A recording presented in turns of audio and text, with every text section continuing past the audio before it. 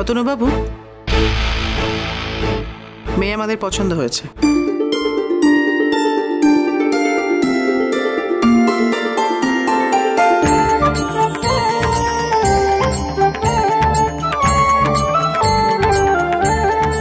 আর আমার ছেলের যে মেয়েকে পছন্দ হয়েছে সেটা তো বলার অপেক্ষা রাখে না। আর এই মেয়ের সাথে যা হিসেব বোঝাবুঝি সেটা বাড়ি গিয়েই করতে হবে। আমাদের তো হাতে সময় খুবই কম, তাহলে বিয়ের দিনক্ষণ স্থির করা যাক। 2 দিনের মধ্যে বিয়ে দিতে হবে, সত্যি সময় খুব কম। তাহলে সব কিছুতে আপনারা রাজি তো? বলছি আমি একটু 2 মিনিট কথা বলতে পারি? হ্যাঁ বল না। না মানে যদি আলাদা করে কথা বলতে পারতাম তাহলে।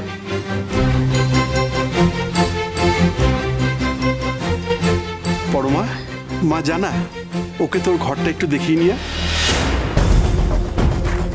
বলছি তাহলে আপনার ছেলেকে কি আমি আমার ঘরটা দেখাতে নিয়ে যাব? না মানে আপনি যদি না বলেন তাহলে। তাও তো তুমি জিজ্ঞেস করলে, আমার ছেলে তো জিজ্ঞেস করার বেলাই পর্যন্ত নেই।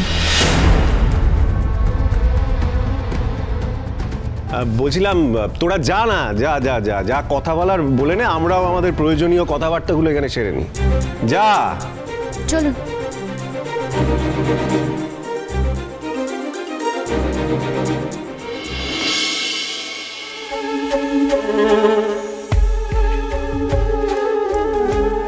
বলছিলাম যে আপনি তখন থেকে ওখানে দাঁড়িয়ে আছেন, প্লিজ বসুন না।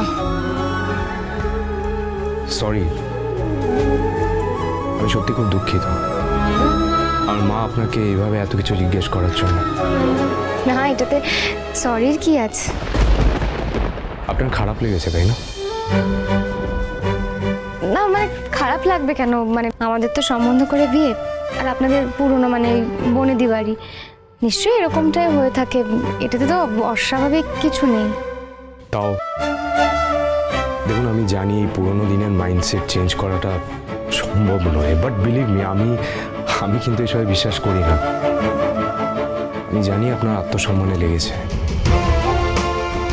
দেখুন আমার আত্মসম্মান না এতটাও ঠুনকো না যে এইটুকুতেই লেগে যাবে। বেশ, আচ্ছা আপনার কি আমার সম্পর্কে কিছু জানার আছে? মানে আমার পড়াশুনো, আমার। না আমার কিছু জানার নেই, কিন্তু আপনার যদি জানার থাকে আপনি আমাকে জিজ্ঞাসা করতে পারেন। না